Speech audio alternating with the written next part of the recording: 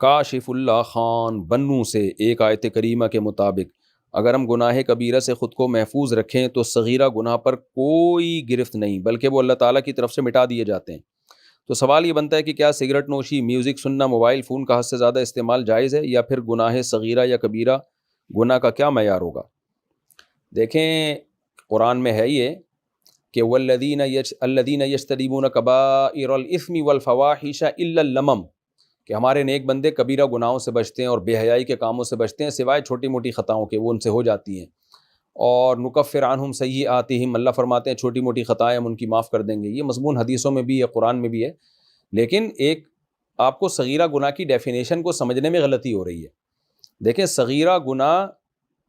اگر اصرار کے ساتھ کیا جائے نا، بار بار کیا جائے، عادت ڈال دی جائے، تو پھر وہ بھی کبیرہ بن جاتا ہے، خوب سمجھ لیں۔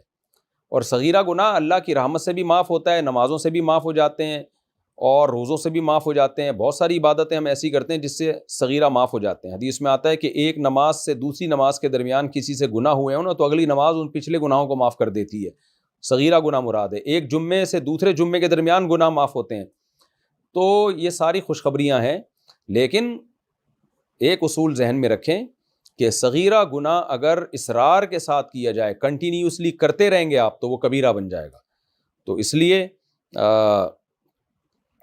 صغیرہ کو بھی ہلکا نہیں لینا چاہیے کہ بھائی صغیرہ ہے، کیونکہ صغیرہ کریں گے تو عادت پڑتی ہے، پھر وہ کنٹینیوسلی ہوتا رہتا ہے وہ۔ باقی جو آپ نے مثال دی ہے، میوزک سننا تو جائز نہیں ہے، سگریٹ نوشی بھی ناپسندیدہ مکروہ عمل ہے، کوئی اچھا کام نہیں ہے، صحت برباد ہوتی ہے اس سے، اور جس کو یقین ہو کہ میری صحت اس سے لازمی خراب ہوگی، اس کے لیے تو گناہ بھی ہے یہ۔ تو اب ظاہر ہے سگریٹ کوئی ایسا تو نہیں ہوتا نا کہ ایک دفعہ پی کے چھوڑ دے، وہ تو پیتا ہے، وہ تو پھر پیتا ہی چلا جاتا ہے، برباد، کینسر ہو جاتا ہے پھیپھڑوں کا، برباد ہو جاتے ہیں، پھر بھی پی رہے ہوتے ہیں، تو اس اسٹیج پہ جا کے تو یہ بھی کبیرہ گناہ بن جاتا ہے، سگریٹ پینا بھی۔ اچھا بھائی، موبائل فون کا حد سے زیادہ استعمال بھی مکروہ ناپسندیدہ ہے اور وقت کا ضیاع ہے، ٹائم ویسٹنگ ہے اس میں، تو یہ گناہ تو نہیں ہے، لیکن گناہ یعنی گناہ کی طرف لے جانے کا ذریعہ بہرحال ہے یہ موبائل فون کا استعمال۔